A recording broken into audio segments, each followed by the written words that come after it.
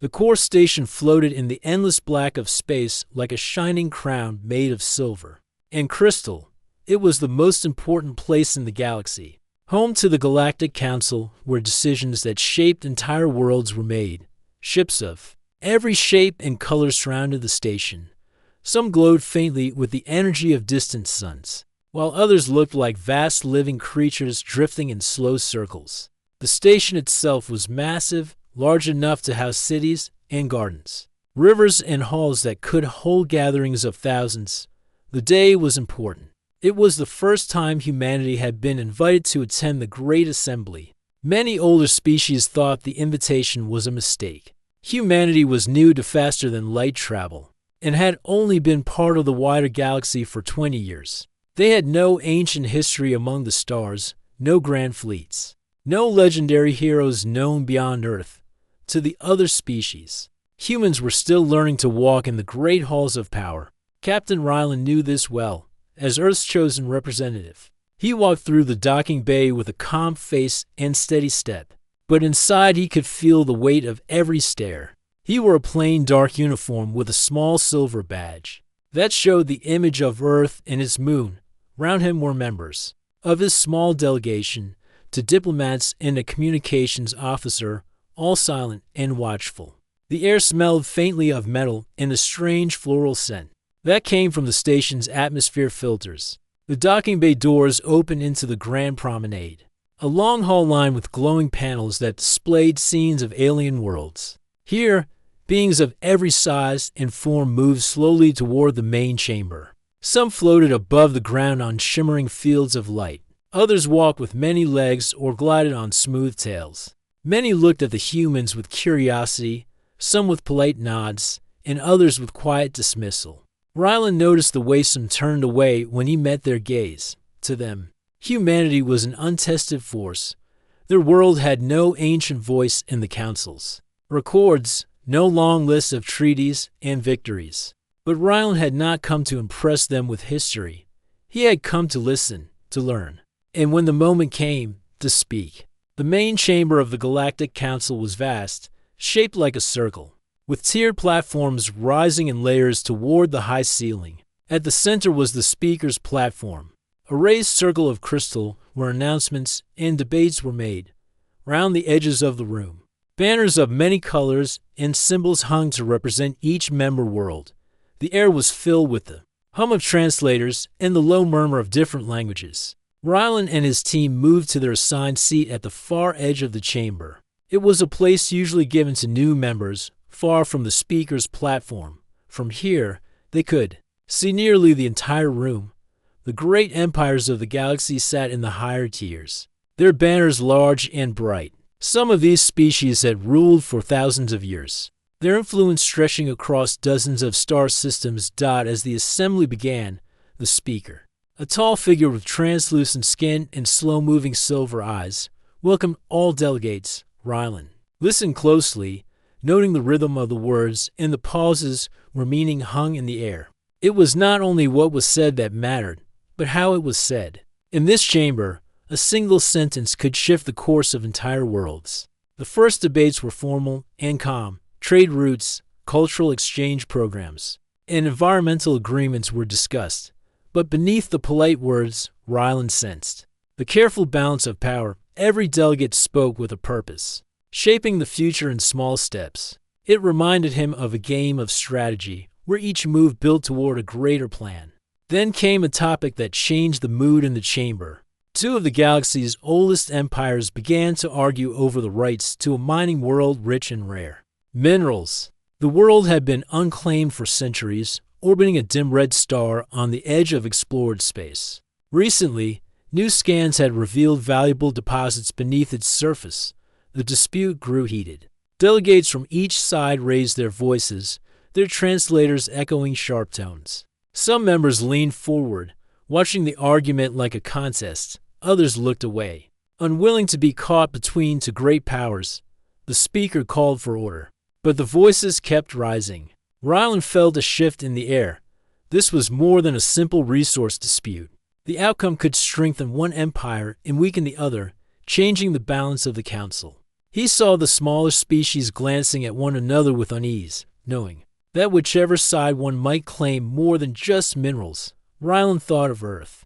Humanity had no great fleets or vast resources to offer, but they did have the ability to think differently. They were not tied to ancient rivalries or old grudges. He leaned toward his communications officer and asked for quick data on the mining world. Within moments, he had the figures' mineral yield, environmental conditions, and potential settlement zones. He studied them quickly, forming a plan. When the speaker called again for voices from the floor, Ryland stood. The movement caught the attention of several nearby delegates. A few raised their brows in surprise that a newcomer would step into a dispute between giants. Ryland's voice was steady as he addressed the speaker. "Honored Council," he began. "The world in question can be shared without loss to either side. Its mineral deposits are deep, and its surface can support small settlements. A joint operation between both empires, with oversight from neutral members, could ensure fair distribution and prevent future conflict. The work would be faster with shared technology, and both peoples would gain equally." The chamber grew quieter. The suggestion was simple, yet it offered a path neither side had spoken of. The two empires looked at each other, their expressions unreadable. But the tension in their voices eased slightly. The speaker considered the idea, then asked for a brief recess so the parties could discuss it privately. As the delegates left the chamber, several smaller species turned toward Ryland. Their eyes held curiosity and a hint of respect. He had spoken without taking sides, offering a solution that placed peace above power. It was a small step, but in the heart of the Galactic Council, even a small step could lead to a greater path. When the session resumed, the two empires announced that they would consider the joint operation. It was not a full agreement, but it was enough to prevent an immediate collapse of order. The speaker noted the human delegate's contribution for the official record. Ryland sat back in his seat, feeling the eyes of the chamber on him. He knew this was only the beginning. The council was a place of endless debate and careful moves. Today, humanity had made its first move. The question was how many more they would get before the galaxy decided whether they belonged in the heart of its power. The next morning, the core station's artificial sun rose over the great hallways. Light poured through tall crystal windows, casting long lines across the polished floors. Captain Ryland walked slowly toward the chamber of the Galactic Council, his thoughts still on the events of the previous day. His suggestion had prevented an argument from becoming a dangerous conflict. But he knew that a single good idea was not enough to change how the Council saw humanity. Trust in this place was built slowly, and the older species would not forget that humans were still newcomers. The station was alive with movement. Delegates in bright robes or shining armor passed by, speaking in their own languages. Traders hurried with cases of goods from worlds Ryland had never seen. The air smelled faintly of spices from alien markets, mixing with the clean, cool scent of the station's filters. Somewhere far above, the sound of chimes echoed through the main corridors, marking the hour. Inside the council chamber, the mood felt different from the day before. The two empires who had clashed over the mining world now sat in silence, their banners hanging still behind them. Round the chamber, smaller delegations whispered to each other, casting glances at the human seat. Ryland kept his face calm. He knew some would see his actions as overstepping, while others might see them as bold. Either way, it meant people were watching. The speaker entered the chamber, tall and graceful, and called the assembly to order. The first topics were minor matters, updates on trade routes, agreements on cultural exchanges, and reports of environmental recovery projects. These passed without trouble, but Ryland could sense that something heavier was waiting beneath the surface. It came when the speaker announced the next item. A long-standing border dispute between the Torvan Union and the Arkan Dominion was reaching a breaking point. For years, the two had argued over control of a star system that contained several habitable moons. The moons were rich in resources and positioned along a major travel route, making them valuable for both trade and military movement. The speaker explained that the debate today would decide whether the council would mediate the matter or leave it to the two powers to settle on their own. The Torvan representative spoke first, a tall figure covered in smooth green scales. He stood on the speaker's platform and explained that the system had been surveyed first by Torvan explorers and therefore belonged to the Union. His voice was calm, but the sharp edges in his words carried challenge. When he finished, the Arkan delegate, a broad-shouldered being with silver skin and deep-set eyes, rose to reply. He claimed the Torvan survey had no legal standing, as the Arkan people had settled a small station on one of the moons decades before the Union had even entered the system. His voice was deeper, carrying strength, but also clear anger. The chamber began to stir. Voices rose from other delegations, each taking sides or adding conditions. The speaker called for order, but the debate only grew louder. Some species leaned forward to watch. Others turned away to avoid being dragged into a fight that could divide the council. It was clear that if no agreement was reached, both sides might pull their fleets to the border, risking open conflict. Rylan watched closely. He knew that the wrong outcome could damage the council's unity for years. But he also knew that as a newcomer, speaking again so soon after yesterday might be seen as too bold. He waited, listening to each argument, studying the expressions and body language of the delegates. The Torvan leaned slightly forward each time the Arkan spoke. As if ready to interrupt, the Arkan narrowed his eyes whenever the Torvan referred to old treaties. Neither was willing to give ground. When the speaker asked if any neutral party wished to speak, Rylan hesitated only a moment before rising. His seat was far from the center, so it took time for the eyes of the chamber to find him.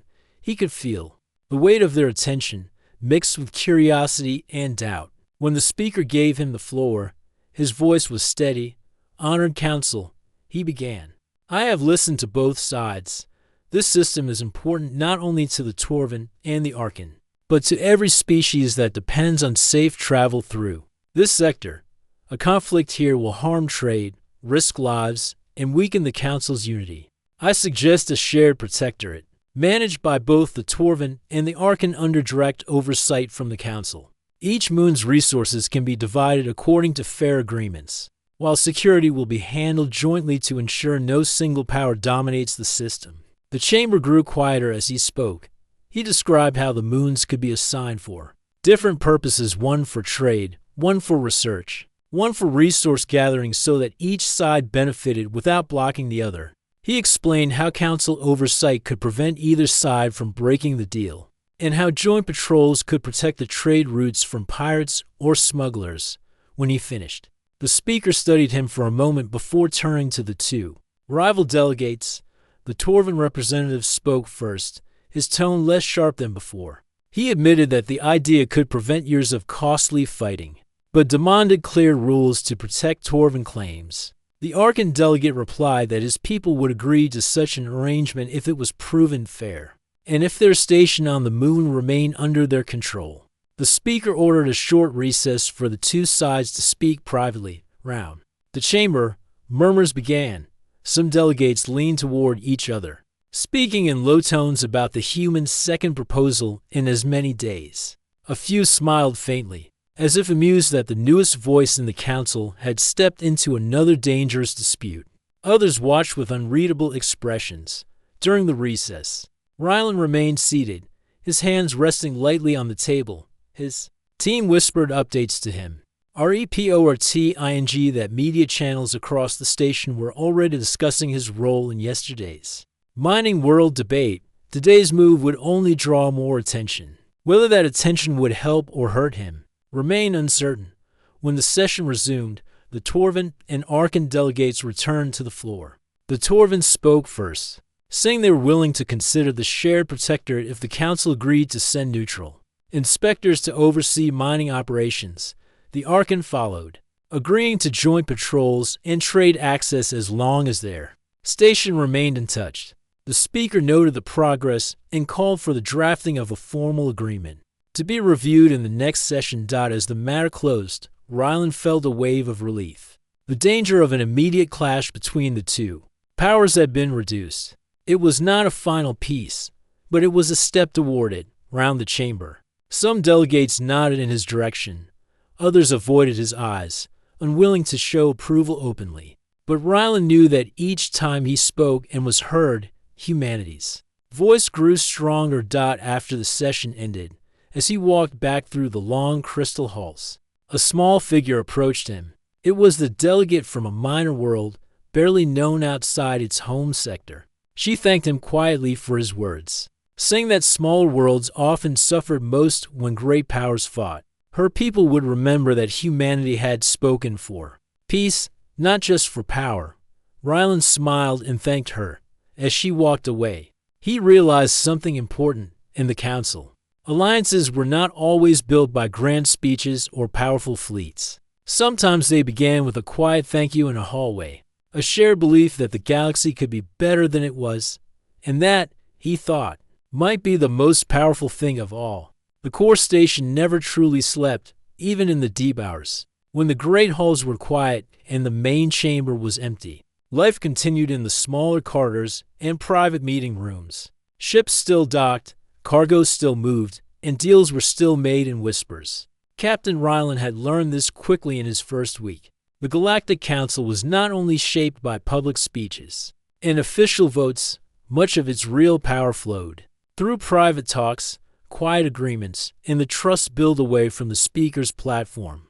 On the morning after the tense border debate, Rylan decided to spend time outside the main floor of politics. His team had arranged a series of informal meetings with representatives of smaller worlds, nations, and planets that rarely had the chance to shape major decisions.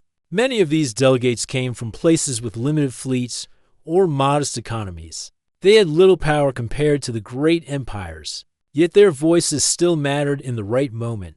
The first meeting was held in a modest lounge overlooking one of the station's inner gardens. Artificial sunlight streamed down through a glass dome onto rows of green plants. From dozens of worlds, the air was warmer here, filled with the scent of leaves and flowers. Rylan sat at a small table with 3 delegates, each from a different sector.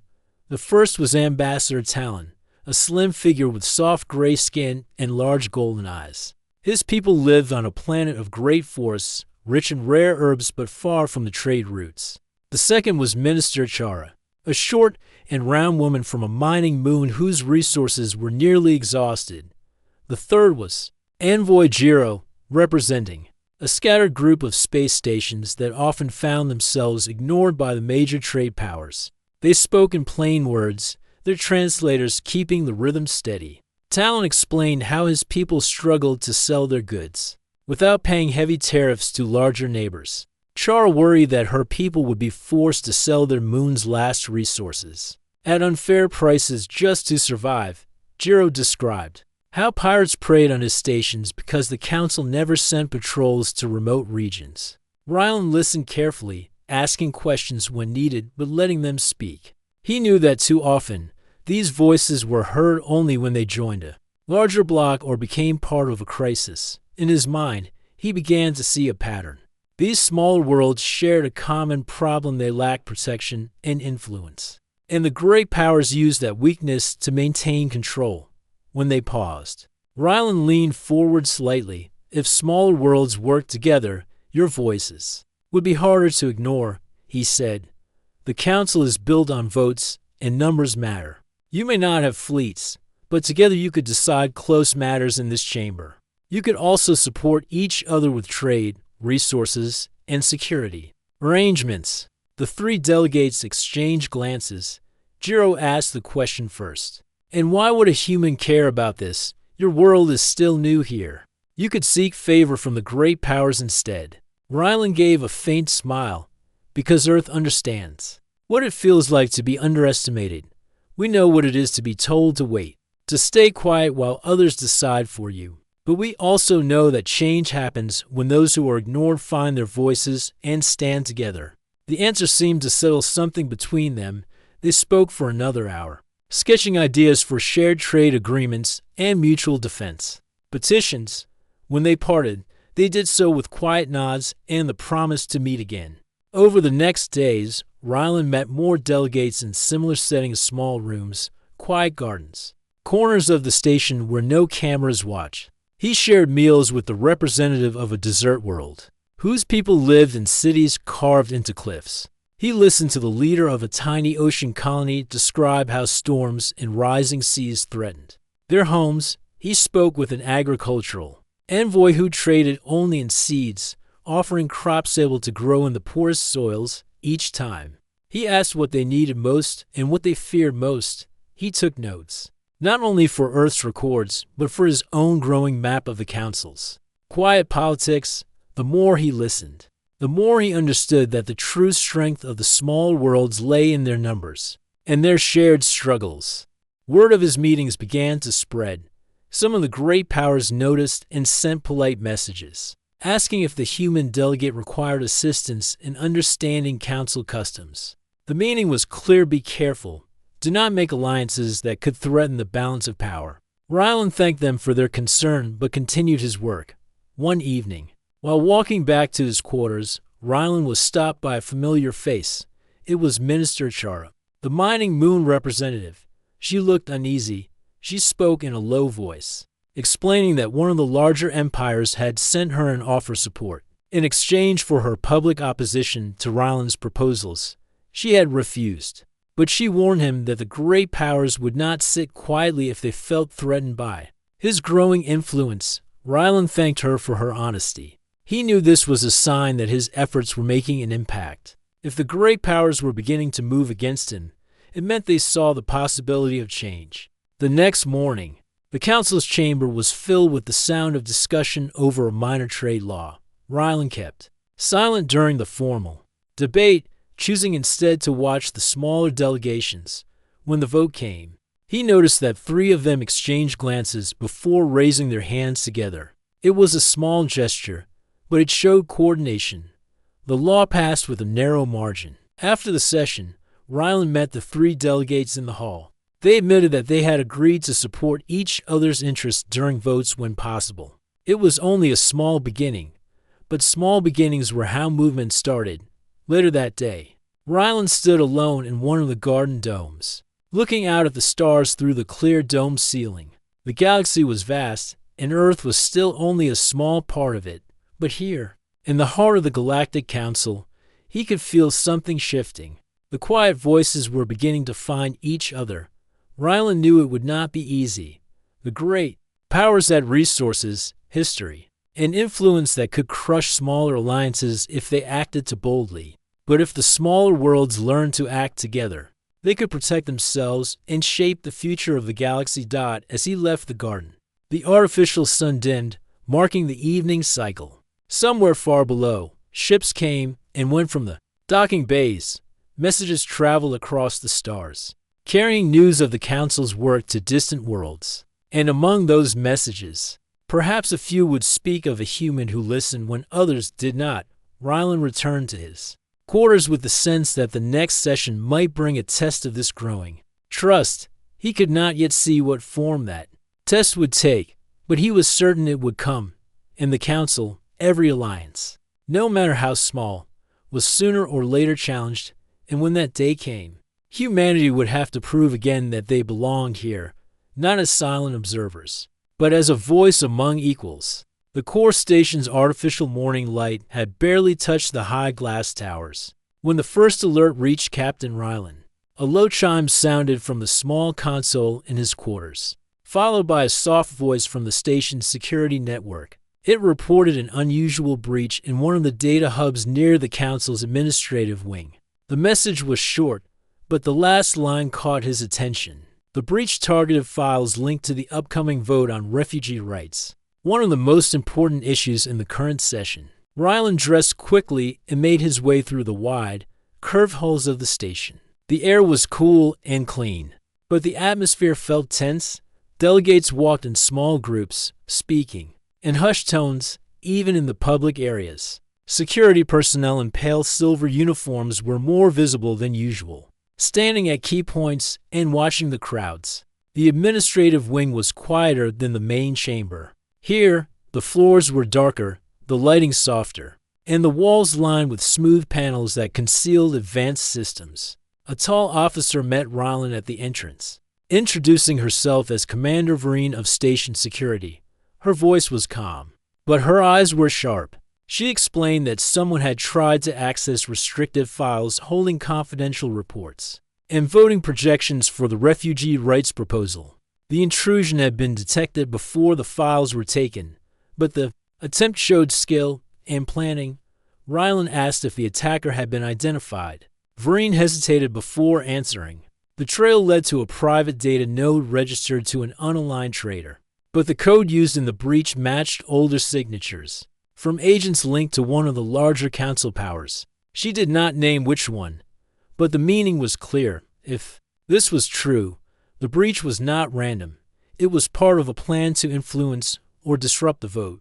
The refugee rights proposal was already controversial. It would give displaced populations legal protection across all council worlds, forcing member states to provide shelter and basic aid. Many supported it for humanitarian reasons, but others saw it as a costly burden or a risk to their control over their own borders. If someone was willing to sabotage the vote, it meant the stakes were higher than Rylan had guessed. Rylan walked slowly toward one of the garden domes, thinking over the problem. The smaller worlds he had been speaking with would almost all benefit from the proposal, as many of them had refugees from conflicts they could not stop. But if the vote failed, those same worlds would be left to face the crisis alone. That would weaken the alliances he had been helping to build. Later that day, Rylan arranged a meeting in a private observation room overlooking the station's central spire. The glass walls curved above and behind the long table, giving a view of the ships arriving and leaving. He invited only a few trusted delegates from the smaller world's Talon, Chara, and Jiro among them. When they arrived, Rylan told them about the breach in plain terms. He left out the unconfirmed details about which power might be responsible, but he made it clear that someone was trying to interfere with the vote. The room grew quiet. Talon's golden eyes narrowed as he spoke, saying that if this vote failed, the message would be clear: those without strong fleets or rich economies would be left to survive on their own. Char agreed, adding that if sabotage could happen once, it could happen again in future debates. Jiro leaned forward, asking what could be done. Rylan explained that the council's official investigators would handle the security side, but that would take time. In the meantime, it was important to protect the smaller worlds from political pressure. Larger powers could try to sway them with promises or threats before the vote. They discussed ways to share information quickly, setting up private communication channels between their delegations. They also agreed to meet each evening until the vote to keep each other updated. It was not a perfect defense, but it would make it harder for outside forces to divide them without being noticed. As the group left the room, Rylan noticed a figure standing at the far end of the hall. The person was tall, wearing the dark formal robes of a delegate from one of the powerful empires. When Rylan met his gaze, the figure turned and walked away without a word. It was a small moment, but it felt like a warning. The next day, the council's agenda was filled with routine matters, but the tension was still there. Rylan watched the faces of the larger powers as votes were cast on smaller issues. Some seemed distracted, as if focused on something beyond the day's debates. Others spoke with unusual politeness to the smaller delegations, offering quiet words and gestures of friendship. Rylan knew these were not simple courtesies. They were moves in a larger game. That evening, Rylan received a sealed message from Commander Vereen. The investigation had uncovered another attempt to access restricted data, this time through a maintenance system deep in the station's infrastructure. It had been stopped, but it confirmed that the first breach was no accident. Someone was determined to disrupt the vote. Rylan decided it was time to speak with the speaker directly. The speaker's private office was high in the central spire, reached by a long lift that moved silently upward past clear walls showing the stars. The speaker listened quietly as Rylan explained what he knew, his silver eyes fixed on him without blinking. When Rylan finished, the speaker said only that the council would address the matter if proof of direct interference by a member state was found. Until then, the session would continue as planned, leaving the office. Rylan understood the speaker's position in the council. Accusations without proof could start political storms worse than the crime itself. But that meant the danger would remain until the vote took place. That night, Ryland stood on one of the station's viewing platforms, looking out at the ships drifting against the black of space. Somewhere among them might be those who wanted the refugee proposal to fail. He thought of the people on distant worlds who would never set foot in the core station, but whose lives would be shaped by what happened here. He knew that if the sabotage succeeded, it would not just be a political loss. It would be a sign that the smaller voices in the galaxy could be silenced whenever it suited the powerful, and if that happened, all the work he had done to bring those voices together would be undone. Ryland left the platform with a clear thought in his mind. The vote must happen, and it must happen fairly. Whoever stood against that would have to face more than just one human. They would have to face every quiet ally who had decided that their voice mattered. The council chamber was quieter than usual. The air felt heavy, as if every voice in the room had decided to hide for fear of saying the wrong thing. Ren sat at the central platform. Before him, the semicircle of alien delegates looked down, their faces a mix of curiosity and doubt. Today was not about ships or weapons. Today was about words. For months Ren had been preparing for this moment. The council had decided to hold a public debate to judge humanity's role in the galaxy. They called it a trial of words. No laws would be read, no armies would march. But the outcome would shape the future. If Ren could not persuade them, humanity might lose its place in the great network of worlds. The lead speaker from the Zolari delegation began. His voice was deep and sharp. He spoke of history and of mistakes. He listed human wars and conflicts, painting them as proof of instability. Other delegates nodded in agreement. Each word was like a stone thrown into still water, sending ripples of doubt across the chamber. Ren waited for the right moment. When the Zolari finished, the chair turned toward him. Ren rose. He could feel the eyes of thousands, including those watching from the galleries and the countless more across the galaxy. He took a slow breath. He began not with defense, but with a question. He asked if any species in the chamber had never made mistakes. A quiet murmur spread. No one spoke, because everyone knew the truth. Mistakes were part of life for all people, no matter their home world. Ren then told a story. It was about the first human ship to leave the solar system. He described the engineers who built it, the farmers who fed them, the teachers who taught them, and the dreamers who imagined it. He spoke of cooperation, of how millions worked together for a goal that would take decades to see. This was not a story of war. It was a story of unity. Some delegates leaned forward. The Karen representative, who had been silent for most of the day, began to take notes. The chair tapped his claw lightly, signaling interest. Ren moved on. He acknowledged the mistakes of humanity openly. He said that hiding them would be dishonest, but learning from them was what gave humans their strength. He told how Earth once suffered from great divisions, but found ways to build bridges between cultures. He spoke of relief missions sent to disaster-struck worlds without asking for payment or favor. These were acts not of strategy but of kindness. The council was still divided. The Norati delegate, a tall being with silver skin, raised a question. What guarantee was there that humans would not repeat their mistakes on a larger scale, now that they had access to more power? Ren paused before answering. He said there were no guarantees for any species. Power was always a test, but the test was not in the absence of failure. It was in the will to rise after it.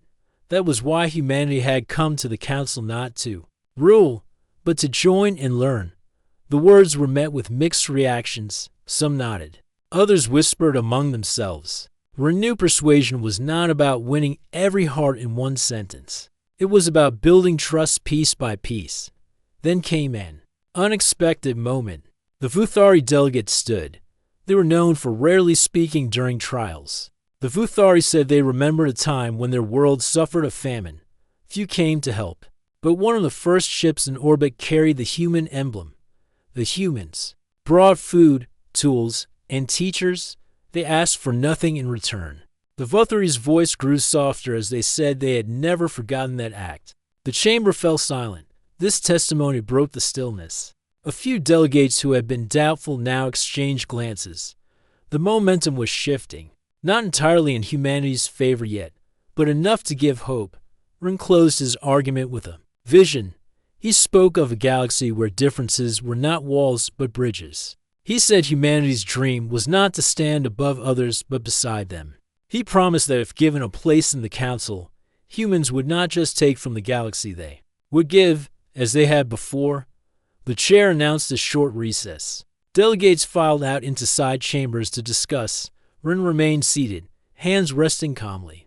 Though his heart was still racing, Mara approached from the gallery level, her expression unreadable. She told him his words had reached more ears than he thought, but there were still some who clung to fear. As the break ended, the delegates returned. The chair's voice echoed through the chamber, announcing that the final vote would be held at the next full meeting. Until then, all evidence and testimonies would be reviewed. For now, humanity still stood in the center of the great circle, neither accepted nor rejected.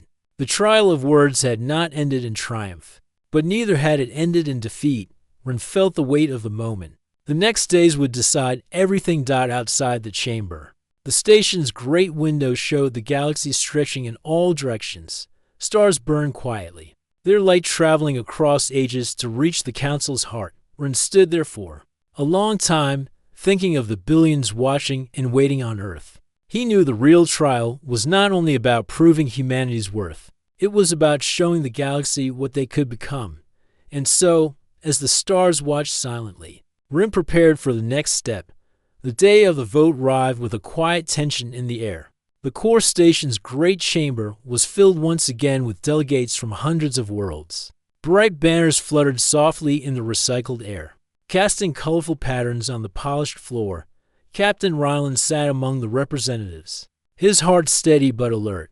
This was the moment everything had led to, the chance to prove humanity's place among the stars. The refugee rights proposal was one of the most important issues the Galactic Council had ever faced. It promised protection and aid to millions who had been forced from their homes by war, disaster, or greed. For many species, it was a matter of compassion and justice. For others, it was a risk to sovereignty and resources. The speaker entered the chamber, his silver eyes calm but watchful. He called the assembly to order and reminded everyone of the rules. Each delegation would have the chance to speak again before the vote, and then the final decision would be made by a roll call. Ryland listened as the representatives made their final statements. Some were passionate, pleading for mercy and solidarity. Others warned of the cost and the dangers. The debate had been fierce for weeks, but now it had reached a critical moment. When Ryland's turn came, he rose and spoke with a quiet strength. He did not repeat old arguments or statistics. Instead, he spoke of the lives behind the numbers. He told of children who had lost their homes, families separated by conflict, and strangers reaching out in hope. He spoke of the promise of the council not just as a place for power, but as a place for hope. Several delegates nodded, their faces softening. The mood shifted slightly, but the decision was far from certain. Some powerful delegations remained silent, watching the room carefully. The roll call began. Each name was called, and the delegate raised their hand to signal their vote, yes, no, or abstain, each counted carefully by the council clerks. The chamber was tense as the votes were read aloud. The early votes were mixed. Some small worlds joined in support, influenced by the quiet alliances Ryland had helped build. Others hesitated, unsure of the consequences. The larger powers. Votes were split, some in favor, some against. When the vote reached the final dozen delegations, the chamber fell almost silent. The last votes would decide the outcome. Finally, the speaker announced the result. The motion to pass the refugee rights proposal had succeeded by a narrow margin. A wave of relief swept through the smaller delegations and the human team. Ryland allowed himself a small smile but kept his composure. The speaker called for calm and reminded all delegates that the work was just beginning. The new law would require cooperation and trust to succeed. It was a victory, but also a challenge. After the session, many delegates approached Ryland. Some offered congratulations quietly. Others spoke of future cooperation. The smaller worlds expressed gratitude for his support and leadership. Among the crowd, Rylan noticed the Vuthari delegate who had spoken in his favor during the trial. She nodded at him with respect. It was a small gesture, but it meant a great deal. Later, in a private room, Rylan spoke with Ambassador Talon and Minister Chara. They discussed the future, aware that this victory might stir opposition. The great powers that had opposed the proposal would likely seek to limit its impact or block future efforts. Rylan agreed. The fight was not over. But today, humanity had shown it could lead with courage and compassion. As the core stations. Artificial sunset, casting long shadows across the chamber, Rylan looked out at the galaxy beyond. Stars glittered like distant promises. The path ahead was still difficult, but humanity had taken a step toward being a true part of the Galactic Council. He knew the road would be long and full of challenges, but with allies both quiet and strong. He believed the future held hope. The core station glowed softly in the dark silence of space. Outside the great windows, stars stretched across the blackness like scattered diamonds. Inside, the Galactic Council had finished its longest session. In years, the vote on refugee rights had passed, but more importantly, something deeper had changed. Humanity had earned its place among the stars. Captain Rylan stood quietly in the observation hall. He looked out at the swirling nebulae far beyond, thinking about how far Earth and its people had come. Just a few decades ago, humans had been confined to their small blue world. Now they were part of a great family of worlds, each different but bound together by hope, trust, and the promise of peace. His journey had been difficult. He remembered the first days at the council, when many species doubted his people. Some looked at humans as reckless, untested, or too young to join the galaxy's great debate. But over time, through patience, respect, and the quiet strength of his words, that doubt had softened. Rylan knew the victory had not come from power or fleets, but from listening and understanding, from finding the voices of small worlds and helping them stand together, from showing that humanity's strength lay not only in technology, but in heart and spirit. The council chamber had changed too. Walls that once echoed with only the voices of ancient empires now carried new voices, speaking not to dominate, but to build together. Old rivalries remained, but so did new friendships and alliances. The galaxy was far from perfect, but it was moving towards something better. As Rylan turned from the window, a familiar figure approached. It was Ambassador Talon, whose people had once seemed so distant and small. He smiled warmly and said, "You have helped us see that even the smallest voices can be heard. That is a rare gift." Rylan shook his head gently. "The gift is shared. We all learn from each other. The council is stronger when we listen and work together." They walked back toward the council chamber, where preparations were underway for the next session. Reports and petitions already awaited new debates. The work of building peace and fairness was never finished. In the days that followed, Rylan and his team continued to meet with delegates from many worlds. They planned new proposals for shared defense, environmental protection, and cultural exchange. Each step built on the last, weaving a web of cooperation across the stars. One evening, as the artificial sun dipped below the horizon dome, Rylan received a message from Earth. The people of his home world had watched every step of this journey. Their hopes and fears had traveled with him. The message was simple but powerful. A thank you for standing for what humanity could be. Rylan smiled and looked once more at the stars. He thought of the future children who would grow up knowing they belonged not just to Earth, but to the galaxy. A future where differences were celebrated and challenges met together. He knew there would be hard days ahead. Conflicts, misunderstandings, and tests of trust would come. But humanity had shown it was ready to meet them. The council was no longer a distant dream, but a shared home. As the light dimmed and the stars shone brighter, Captain Rylan felt a deep peace. At the heart of the Galactic Council, humanity had risen not as rulers, but as partners. And in that place, among countless worlds, they had found their true home.